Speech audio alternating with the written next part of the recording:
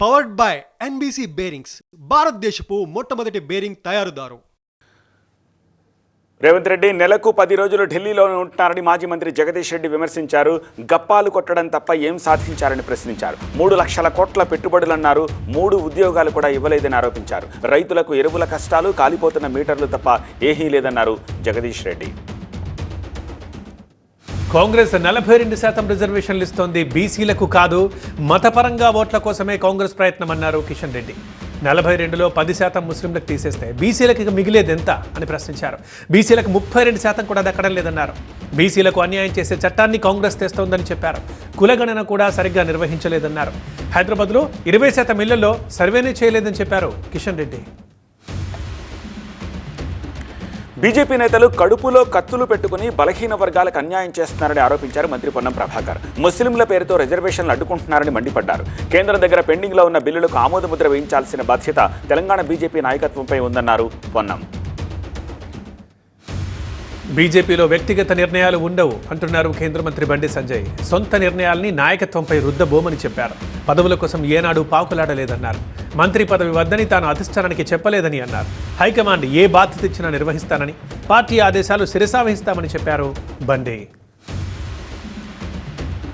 ప్రకాశం జిల్లాలో పర్యటిస్తున్నారు సీఎం చంద్రబాబు. తూర్పు వీరాయిపాలెంలో అన్నదాత సుఖీభవ పీఎం కిసాన్ పథకం ప్రారంభోత్సవంలో పాల్గొన్నారు. ప్రధాని మోదీ ప్రసంగాన్ని రైతులతో కలిసి వీక్షించారు. అనంతరం రైతులతో ముచ్చటించారు. మహిళా రైతులకు పండ్లు, కూరగాయలు అందజేశారు. ఆక్వా రైతుల్ని ఆదుకుంటామంటున్నారు సీఎం చంద్రబాబు. అమెరికా టారిఫ్లు పెంచడంతో ఆక్వాకి ఇబ్బందులు రావచ్చని చెప్పారు. ఏం చేయాలో త్వరలోనే చర్చించి ఒక నిర్ణయం తీసుకుంటామని, కార్యాచరణ రూపొందించి రైతుల్ని ఆదుకుంటామని అన్నారు ఏపీ సీఎం.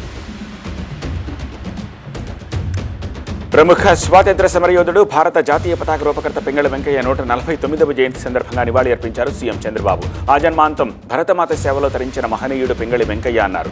జాతీయ పతాకం వెనువీధిలో ఎగురుతున్నంతకాలం వెంకయ్య మనకు గుర్తుంటారన్నారు. భారతీయుడు ఎప్పటికీ గర్వించే నేత పింగళి వెంకయ్య అని ట్వీట్ చేశారు సీఎం చంద్రబాబు. విజయనగరం జిల్లాలో పర్యటించారు హోంమంత్రి వంగలపూడి అనిత. పురిటిపంటలో వరి నాట్లను పరిశీలించి రైతుల యోగక్షేమాలు తెలుసుకున్నారు. అనంతరం రైతులు, కూలీలతో కలిసి పంట పొలంలో వరి నాట్లు వేశారు మంత్రి. లిక్కర్ స్కామ్లో కెసిరెడ్డి తరపు లాయర్లు పిటిషన్ దాఖలు చేశారు. 11 కోట్ల రూపాయలను బ్యాంకులో డిపాజిట్ చేయకుండా అడ్డుకోవాలని ఏసీబీ కోర్టులో పిటిషన్ దాఖలు చేశారు. సీజ్ చేసిన నోట్ల సీరియల్ నెంబర్లు నమోదు చేయకుండా బ్యాంకులో డిపాజిట్ చేస్తున్నారని న్యాయవాదులు ఆరోపించారు. దర్యాప్తు అధికారి తక్షణమే హాజరు కావాలని ఏసీబీ కూడా ఆదేశించింది. ఏపీ ప్రతిపక్షం గొంతు నొక్కుతున్నారన్నారు వైసీపీ నేత తోట త్రిమూర్తులు. ఎంపీ మిథున్ రెడ్డిని జైల్లో సరైన వసతులు కల్పించకుండా ఇబ్బందులు పెడుతున్నారని విమర్శించారు. లిక్కర్ కేసుకు మిథున్ రెడ్డికి ఏం సంబంధమని ప్రశ్నించారు. టార్గెట్ చేసి కేసులతో వేధిస్తున్నారన్నారు. అధికారం ఎవరికీ శాశ్వతం కాదని హెచ్చరించారు. లిక్కర్పై కూటమి ప్రభుత్వానికి మాట్లాడే అర్హత లేదన్నారు తోట. పవర్డ్ బై ఎన్బీసీ బేరింగ్స్, భారతదేశపు మొట్టమొదటి బేరింగ్ తయారుదారు.